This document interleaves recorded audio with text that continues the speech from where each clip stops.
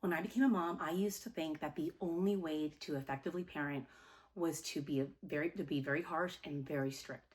I yelled, I spanked, I shamed. And I truly believed with everything inside me that I was doing the right thing for my child. One day I realized something awful, and that's that my son was absolutely terrified of me. That realization changed everything. In the Asian culture, we refer to a very strict and harsh mother as a tiger mama. And today I'm a tiger mama in recovery. And that's the story I want to share with you all today. Thank you for being here. All right, y'all, let's get to it.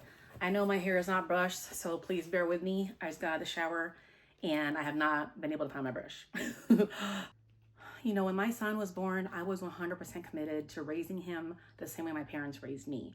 And in a lot of like traditional cultures, you know, you got the chanelas, you got the belt, it's just part of growing up, you know, being scolded, being spanked.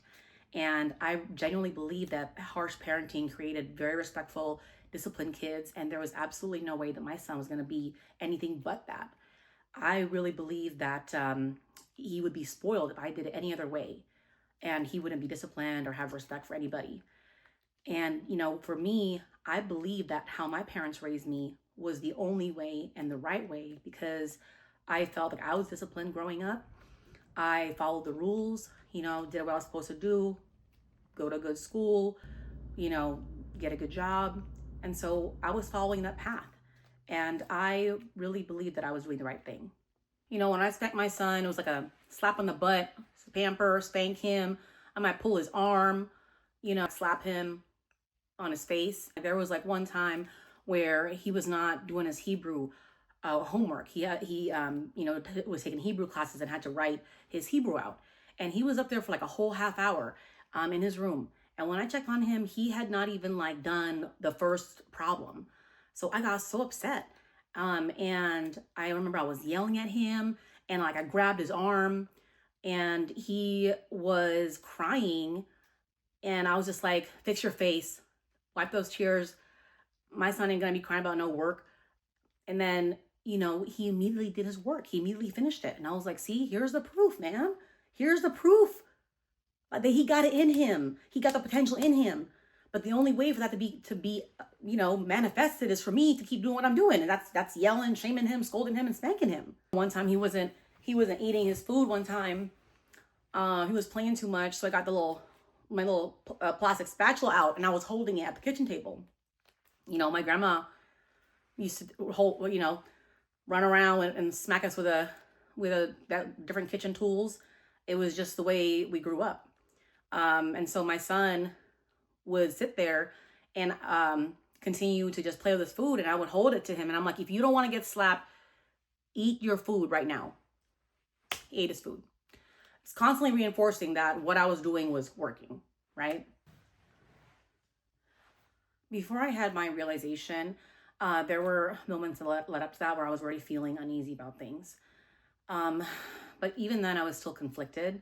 I felt like, here's the proof that what I'm doing is working. My son listens to me. He don't listen until I yell, until I scream. So obviously it's working. I remember one time I had called my best friend because I had felt so guilty after spanking my son. We were in the car and he was like 3, almost 4 years old. And his big sister was in the car next to him, my stepdaughter. And basically he was throwing Hot Wheels at her face. And it hurt her. She was like, ow, stop.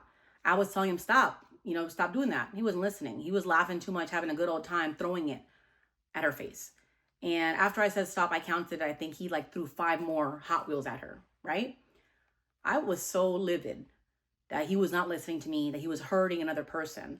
I pulled the car over and I said, I grabbed the Hot Wheels and I slapped him for every time he threw a Hot Wheel at his sister. I think it was like 5 times because it was 5 more Hot Wheels he threw after I had asked him to stop. So I slapped him. I reached over from the driver's seat where he was in the car seat in the back, and I slapped him 5 times. I felt guilty about that. He was crying, he stopped, right? It did the job, he stopped. But something wasn't sitting right with me. And I called my best friend and I was like, I just wish there was another way, but there isn't. and I was trying to give him all these reasons, all these justifications, all the instances that I yell, I shame, I spank, and it works, right? I'm like, I wish this wasn't the only way, because I really didn't know any other way. I didn't know any other way existed. I felt like anything else was not parenting. And so my best friend had actually told me, there are like some books out there. There's some books out there about how to like, how to connect, like how to parent, how to connect with your kid. I don't know. I wasn't really listening to him because I was just like, whatever you're talking about. This is like, white people stuff. Like, no offense. It was just kind of like growing up. That's what we kind of like learned. Like on TV, when you see all those spoiled kids acting out, we kind of learn like, oh, that's not how we do things. That's how the white culture does it, because you're not allowed to act out like that in our home. I also did a lot of pinching. We call it kurot in my language. And I remember one time at Barnes & Noble, we were having fun and we were playing with a little train set in the little kids area. And then another boy came along, similar to my son's age, like 3 or 4. And my son just started hoarding the trains, And I was just like, okay, honey, just go ahead and give him one. You can't have all the trains. And he didn't want to. In that moment, I was just embarrassed at what this other child's parent was thinking of me. Like, oh man, this kid's hecka selfish. Like, wow, how are they raising this kid? And I was just like, what is wrong with my child? Why is he not sharing? Like, why is he being so selfish? I was attaching all these characteristics that really, they're not accurate at this age. And so I remember I was just so mad that he would not give him a train. And so I pinched his arm and I pinched him really hard. And I gestured to him. I kind of pinched him and gestured to him to follow me. So of course, at this point, he's very scared. He drops all the trains. And I grab his arm. I'm still holding on to him as we go to the bathroom, Barnes & Noble. And when we get to the bathroom, I'm scolding him. Like, what's wrong with you? Why would you not give the boy a train? And I looked at his arm and it was actually really red. And there was like a little mark from where I pinched him. That was another moment where, again, it just didn't sit right with me. It didn't feel right. I was already doubting myself. I didn't know what else to do. I'm already having these uncertainties. I'm already starting to question myself at this point. But it wasn't until I had this realization when my son was basically in a martial arts class, and there was a boy who was bullying him in preschool. And there was the boy that was bullying him in preschool. It got so bad that like the teachers had to constantly separate the boy from my son. But he happened to be in the same martial arts class. And I told my son, I was like, you do not go near that boy. You stay the hell away from him. You don't go near him. And I was watching him like a hawk the entire martial arts class. And the boy would keep coming over. He would not set a boundary. He would laugh and giggle and goof off with him instead of listening to the instructor. All I could think was wasted money, wasted time, and this boy is not listening to a goddamn word. I'm telling him to stay away from the boy. I literally had no shame that I would stand up in front of the whole thing and just tell him, we're gonna go. And the instructor would be like, what's going on? I'm like, we're gonna go, because he's not even listening. He's not even doing what he's supposed to do. And he would look at me like scared, and he would try to get back into it. But then again, at some point, the boy would go back, right? After the class, I was boiling. I was livid. And we were in the elevator coming down from the class, going to the parking lot. And I remember I was like smacking his arm. I was like, you don't listen. You don't know how to listen.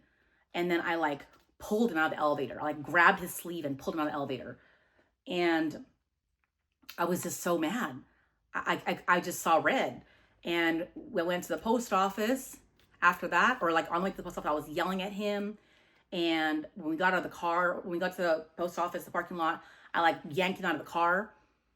And I was like berating him the whole time that he wasted my time, his time. He don't listen. Like, why are you not standing up to a bully? Why are you kikiing with a bully? And I remember like he was crying. He was crying nonstop. And he was like trying to keep up with me because I was walking so fast. And his like slipper fell off. His like slipper fell off. And I had left him like further down where the post office was. I was kind of far, and he was crying like, mommy, wait, please wait.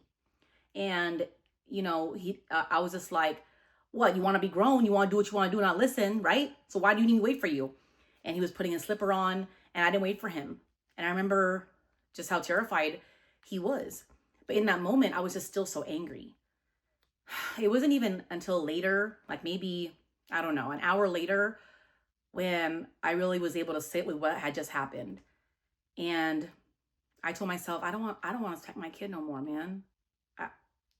I was just replaying it over and over in my head, how he was looking at me in the elevator, how he was looking at me when his shoe came off and I wasn't waiting for him. And every time I grabbed him, how he was looking at me. It was just replaying in my head over and over and over again. And I said, I don't know what the hell I'm going to do, but I just can't. I don't put my hands on him no more. I don't.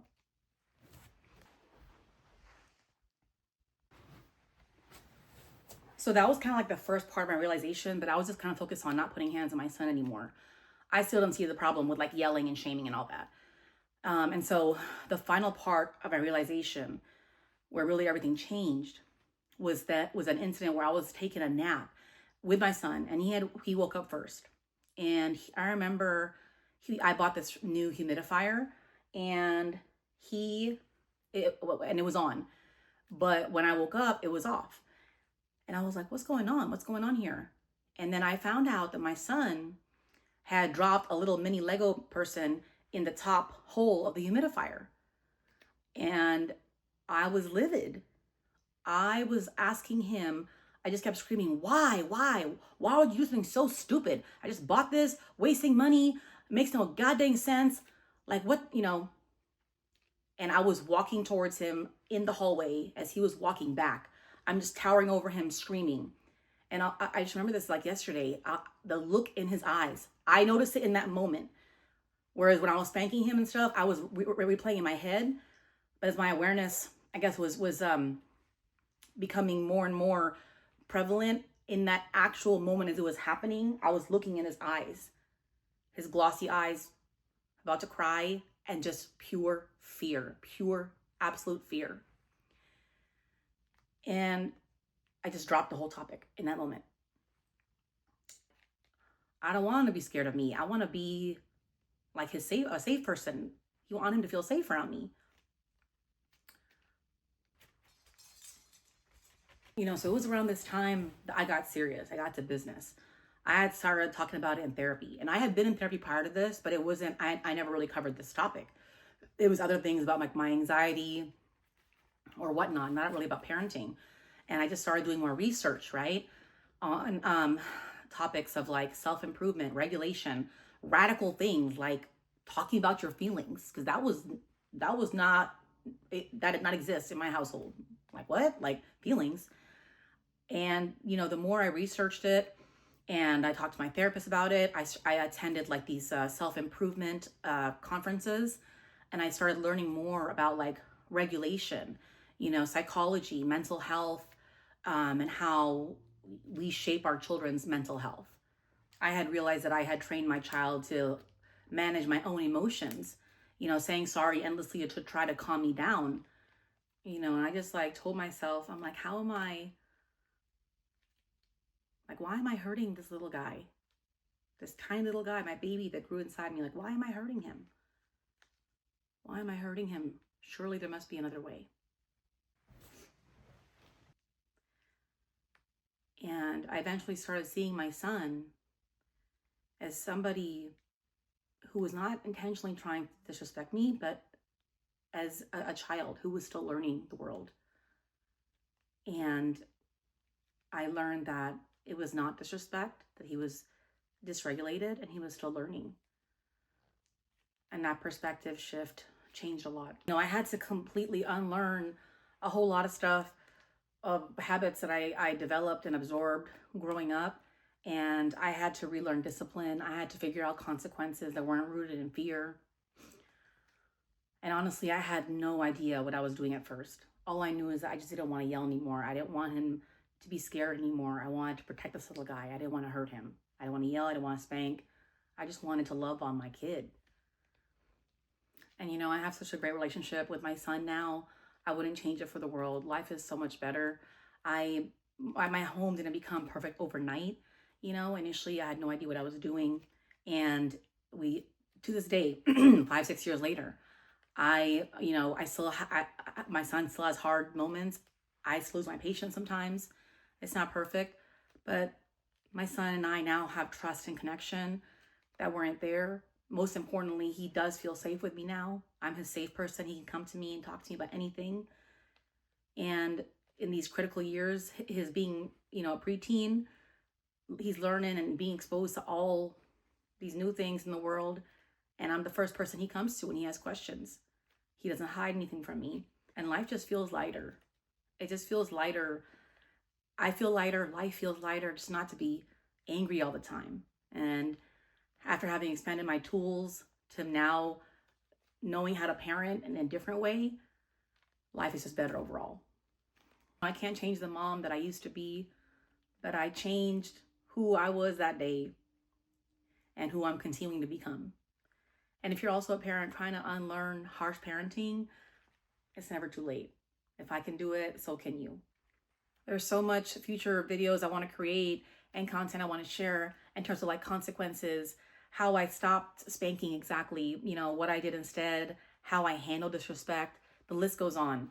So if you enjoyed this video and this has been helpful for you, please subscribe and hit that bell so you don't miss a thing. I plan to drop like 2 videos a week, and I am happy to answer any questions. Drop it in the comments. I'm always happy to make shorts to address questions. And just thank you so much for being on this journey with me.